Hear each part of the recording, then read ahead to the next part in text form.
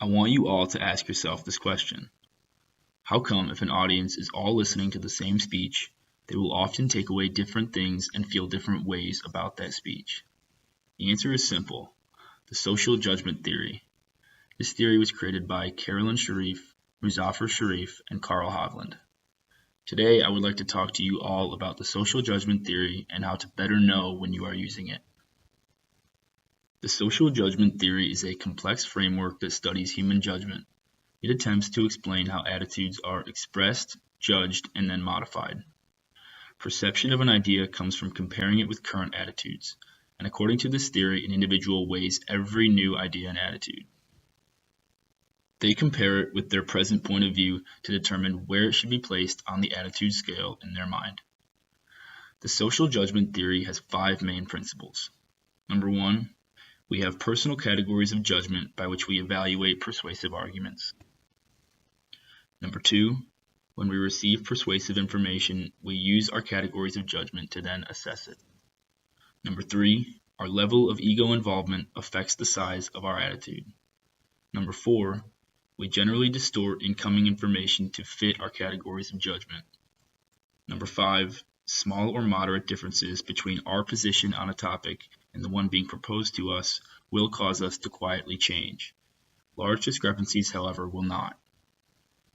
To put it more simply, based on these 5 main principles come 3 main components of this theory: personal opinions, ego involvement, and assimilation versus contrast. Now, obviously, a judgment occurs when a person compares at least 2 stimuli and makes a choice about them. The main thing that this whole theory illustrates is how people contrast their personal positions on an issue to others' positions around them. Aside from having their own personal opinion, individuals usually hold opinions of what they think is acceptable and unacceptable in general for other people without even knowing it. This causes them to distort information to fit into their own categories of judgment. The second component of the social judgment theory is ego involvement. Ego involvement is basically the importance of an issue to a person's life. The idea is a topic is more likely to resonate with someone if they are less invested in it. If a person is more invested, they have more prior opinions and therefore are more likely to judge. What one person thinks is important and interesting may not be the case for another person. Individuals who are less involved in an issue are more likely to evaluate all possible positions and therefore change their prior judgments. Individuals who are highly invested in a topic are more likely to stick to their own beliefs. The third component of the social judgment theory is assimilation versus contrast. People may sometimes perceive a message that falls within their idea of unacceptable as further from their grasp than it really is. This is known as contrast. When a person can accept and relate to a message, however, they feel that the topic is obviously easier to grasp. This is called assimilation. These 3 components come together to create the full spectrum of an individual's attitude.